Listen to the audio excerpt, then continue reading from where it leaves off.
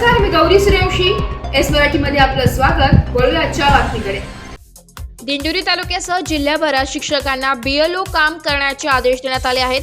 या कामकाज आणि शिक्षकांचा अध्यापनाचा वेळ खर्च होत असल्याने विद्यार्थ्यांवर अन्याय होतोय अशी भूमिका मांडत महाराष्ट्र राज्य शिक्षक परिषदेचे राज्य सरचिटणीस संजय बबनराव पगार यांच्या मार्गदर्शनाने पदाधिकारी कैलास बांगर यांच्या नावे याचिका दाखल केली होती. त्या याचिकेबाबत सुनावणी होऊन शिक्षकांना दिलेले बीएलओचे आदेश स्थगित करण्याचा निर्णय उच्च न्यायालयाने दिला आहे. महाराष्ट्र राज्य शिक्षक परिषदेच्या दिंडोरी तालुका पदाधिकाऱ्यांनी दिंडोरी प्रांत कार्यालय येथे जाऊन सदर आदेशाची प्रत निवेदनासह दिली आहे. प्रांत आप्पासाहेब शिंदे यांना भेटून यापुढे इतर कर्मचाऱ्यांना आदेश दिल्याशिवाय उर्वरित प्राथमिक शिक्षकांचा विचार करू नये. उच्च न्यायालयाच्या आदेशाचे पालन करताना याचिकाकर्ते शिक्षकांची यादी देऊन बीएलओ कामकाज यापुढे करणार नाही असं स्पष्ट सांगितलंय.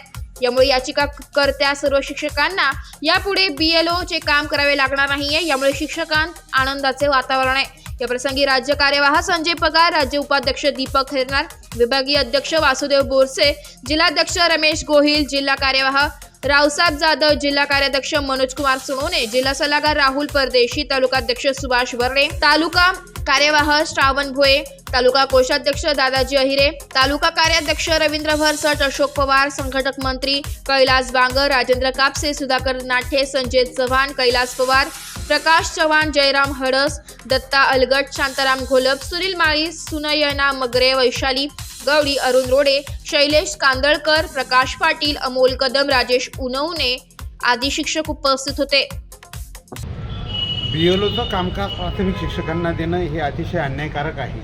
कारण प्राथमिक शिक्षकांचं काम हे मूळतः विद्यार्थ्यांना अध्यापन करणं हे असताना जेव्हा त्यांना बीएलओ सारखं काम दिलं जातं त्यावेळेला वर्षभराच्या कामामध्ये अतिशय मोठं शैक्षणिक नुकसान होत असतं. आणि न्यायालयाने याबाबत अनेक निर्णय दिलेले असतानासुद्धा ज्या वेळेला विविध ठिकाणी बीएलओच्या ऑर्डर्स घेऊन शिक्षकांकडून काम करून घेतलं जातं त्याच्या विरोधात महाराष्ट्र राज्य शिक्षक परिषदेने शिक्षक परिषदेचे पदाधिकारी कैलास बांगर आणि इतर यांनी उच्च न्यायालयात जाऊन याचिका दाखल केली होती.